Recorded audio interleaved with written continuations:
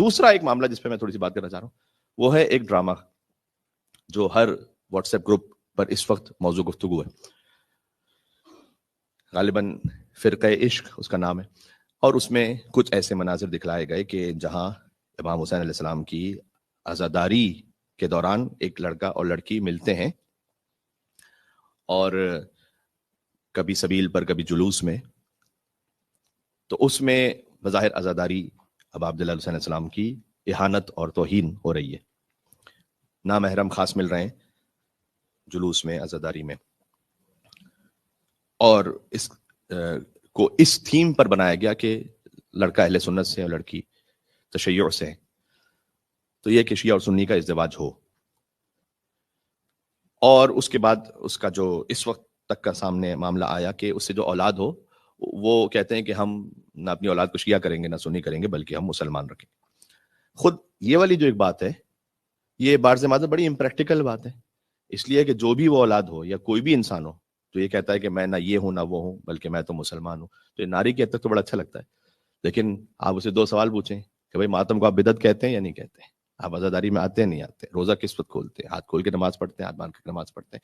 یہ ساری تشیع کی علامت ہے. سب سے بڑھ کر بات تو یہ ہے کہ رسول اللہ کے بعد کسے خلیفہ بلا فصل سمجھتے ہیں. تو خود بخود ایک واضح معاملہ جب رسول اللہ کی وفات کے بعد ہی خلافت اور امامت میں بڑا کلیئر ہے, تو یہ تو پریکٹیکلی نہیں ہو سکتا کہ میں یہ بھی ہوں اور میں وہ بھی ہوں. ہمارے مذہب میں بڑی کلیئرٹی ہے, دو لشکر جو آپس میں لڑ رہے ہیں تو ہم یہ کبھی نہیں کہہ سکتے کہ یہ بھی رضی اللہ اور وہ بھی رضی اللہ.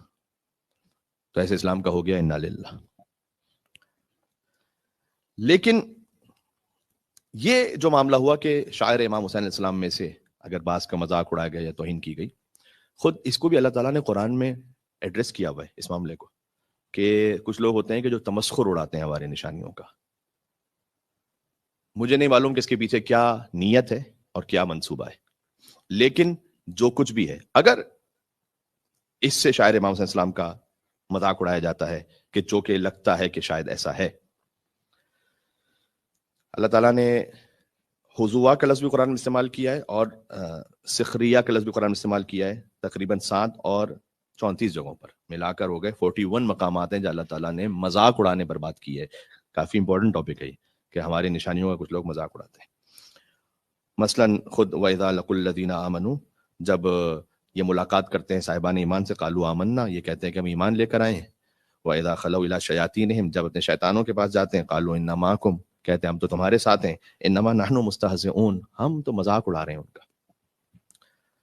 یہ معاملہ ایسا نہیں کہ پہلی عبادت کے ساتھ ہو رہا ہے, ہم اس وقت تھوڑا سا بھی جاگیں, ورنہ یہ شاعر اسلام کے ساتھ مذاق اڑتا رہا اور ہم بھی اس کو بڑے ہنس ہنس کے انجوائے کرتے رہے. مثلاً قربانی کی سنت کا مذاق اڑا یا نہیں اڑا؟ آج قربانی کی سنت ہے, قربانی کے جانوروں کی کیٹ واک ہوتی ہے نہیں ہوتی؟ اسے ٹی وی پہ چینلز پر دکھایا جاتا ہے نہیں دکھایا جاتا؟ اس میں کون سا جانور, اس کا نام ببلو ہے, چھوٹو ہے, منو ہے, یہ ہے وہ ہے, اس کے لیے کس طرح سے وہ چل رہا ہے, کس طرح سے وہ ناچ رہا ہے, کس طرح, یہ سب ہو رہا ہے نا قربانی کے نام پر, تو ہو رہا تھا بہت پہلے سے.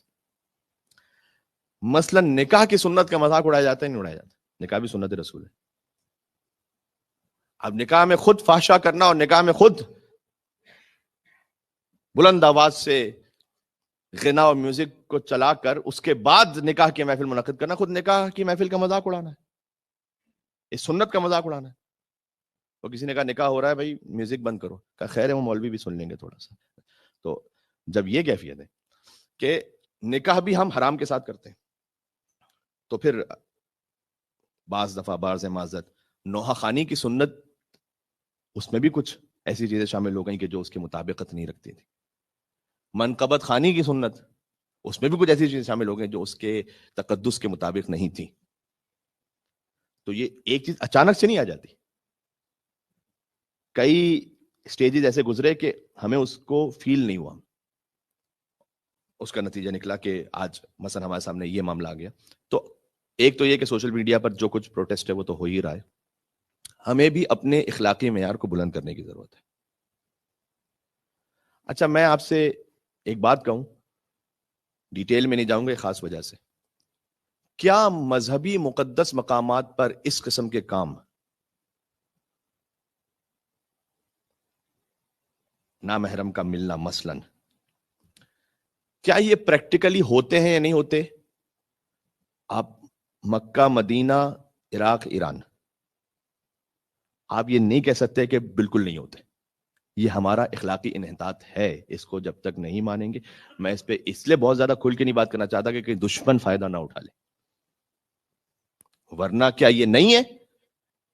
بعض مقامات پر ہے. اس لیے ہمیں اپنے گریبان میں بھی جھانکنے کی ضرورت ہے. کیا مذہبی اجتماعات میں یہ کام ہوتا ہے یا نہیں ہوتا؟ کبھی ہو بھی جاتا ہے. ہمیں اپنے گریبان میں جھانکنے کی ضرورت ہے.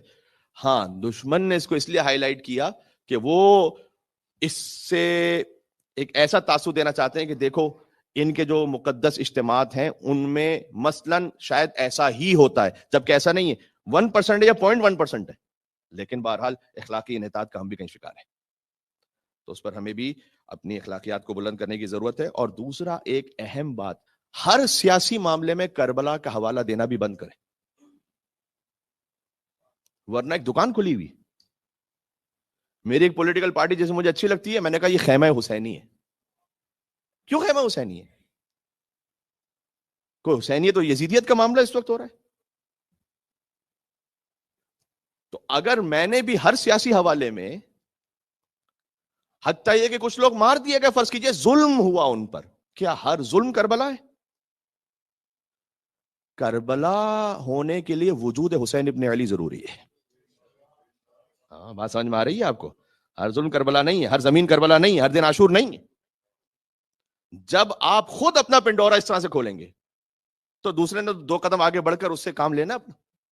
کیوں آپ نے کربلا کا حوالہ اتنا سستا رکھا ہوا ہے؟ اپنے ہر پولیٹیکل دشمن کو، اپنے ہر ایسے شخص کو کہ جو مجھے ناپسند، ہم کہتے ہیں یہ تو یزید ہے. بہت کامن ہے یا نہیں؟ ہمیں حق نہیں ہے. اور اگر ہم نے یہ کیا اور ہر معاملے کو یہ بنایا کہ جو کبھی کبھی نیوز میں بھی آتا ہے، مثلاً ایک جگہ ظلم ہوا، کچھ لوگ شہید ہو گئے یا کچھ لوگ ویسے ہی جاں بحق ہو گئے کسی اور سیاسی معاملے میں. ہم نے کہا سیالکوٹ میں آج کربلا برپا ہو گئی. کیوں ایسی ہیڈ لائنز بنتی ہیں؟ یہ ہم نے خود کوتاہی کی ہوئی. ہر جگہ کو، ہر معاملے کو کربلا بنا کے رکھا ہوا ہے. ہم نے کربلا کو کوانٹٹی میں لے کے رکھا ہوا ہے کیا؟ کہ کربلا میں 72 شہید ہوئے تھے، تو اگر کہیں 100 شہید ہو جائے تو ہم نے کہا کہ یہ بھی کربلا ہے. اس کا مطلب ہے کہ ہم نے امام حسین السلام کے خون کو 100 کے برابر رکھا ہوا ہے. جہاں حسین ابن علی کی شہادت ہے وہ کربلا ہے. باقی جگہوں پر ظلم ہے لیکن ہر جگہ کربلا نہیں ہے. اس طرح سے آپ اس مقدس معاملے کو کھلا نہ چھوڑیں کہ جو بھی اپنی مرضی سے جو اس میں آ کر ملاوٹ کرتا رہے وہ کرتا پھرے.